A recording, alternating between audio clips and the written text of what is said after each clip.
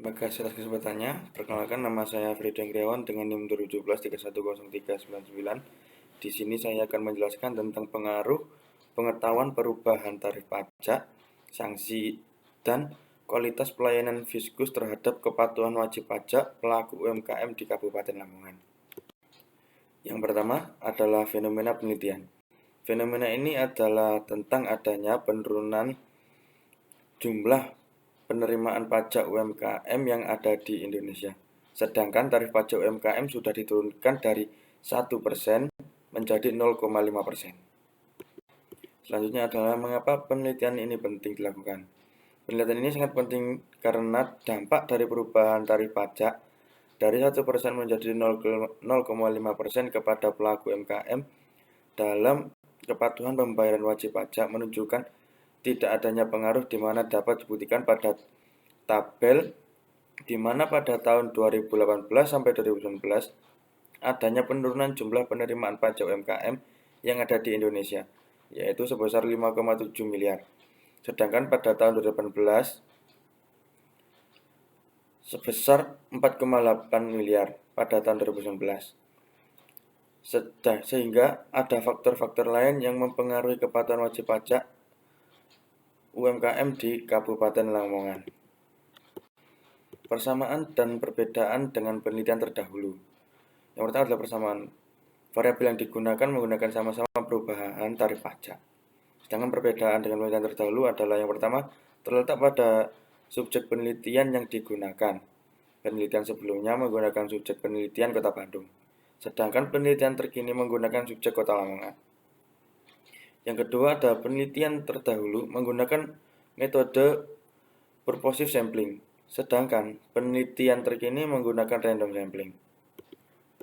Selanjutnya ada teori yang digunakan.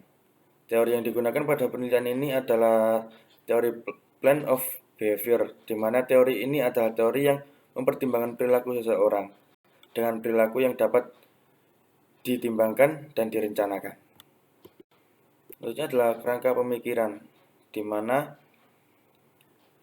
variabel X1 yaitu pengetahuan perpajakan berpengaruh signifikan terhadap kepatuhan wajib pajak UMKM di Lamongan. Sedangkan variabel keduanya yaitu perubahan tarif pajak berpengaruh signifikan terhadap kepatuhan wajib pajak UMKM di Lamongan. Yang variabel 3 yaitu sanksi pajak berpengaruh signifikan terhadap kepatuhan wajib pajak UMKM di Lamongan. Yang terakhir, variabel keempat yaitu kualitas pelayanan Fiskus berpengaruh signifikan terhadap kepatuhan wajib pajak UMKM di Lamongan. Selanjutnya ada rancangan penelitian. Berdasarkan tujuan penelitian yang telah diuraikan sebelumnya, penelitian ini termasuk penelitian dasar, di mana penelitian ini bertujuan untuk mengembangkan ilmu dan juga untuk mengetahui pengaruh pengetahuan perpajakan dan perubahan tarif pajak terhadap kepatuhan wajib pajak pelaku UMKM di Lamongan. Selanjutnya ada batasan penelitian. Variabel yang digunakan peneliti meliputi menggunakan pengetahuan perpajakan, perubahan tarif pajak, sanksi pajak, dan kualitas pelayanan Fiskus terhadap kepatuhan wajib pajak pelaku UMKM di Kabupaten Lamongan. Sampel yang digunakan peneliti terbatas untuk orang tertentu yang sesuai kriteria dan bersedia mengisi kuesioner saja. Selanjutnya adalah identifikasi variabel.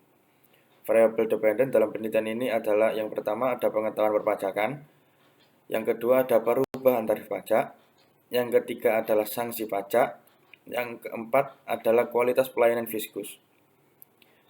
Dan selanjutnya variabel independen dalam penelitian ini adalah kepatuhan wajib pajak UMKM. Selanjutnya adalah populasi, sampel, dan teknik pengambilan sampel. Populasi dalam penelitian ini adalah seluruh wajib pajak UMKM yang telah mempunyai NPWP di Lamongan. Sedangkan sampel dalam penelitian ini mengambil orang tertentu yang sesuai kriteria dan bersedia untuk mengisi kuesioner saja. Penelitian ini menggunakan teknik pengambilan sampel random sampling, di mana pengambilan sampel secara acak. Selanjutnya adalah metode pengumpulan data. Metode pengumpulan data yang digunakan yaitu dengan cara menyebarkan kuesioner kepada responden melalui Google Form. yaitu semua pelaku usaha mikro kecil menengah yang telah mempunyai NPWP di Kabupaten Lamongan. Selanjutnya adalah teknik analisis data. Kita menggunakan dua, yaitu yang pertama analisis deskriptif dan analisis statistik. Yang pertama analisis deskriptif adalah analisis yang digunakan untuk mengembangkan hasil penelitian di lapangan, terutama yang berkaitan dengan responden penelitian. Untuk analisis statistik, yang bertujuan untuk mengetahui hubungan dan pengaruh variabel-variabel independen terhadap variabel dependen.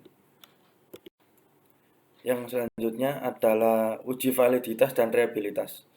Yang pertama, uji validitas. Menurut Sugiono, validitas menunjukkan derajat ketepatan antara data yang sesungguhnya terjadi pada objek dengan data yang dikumpulkan oleh peneliti.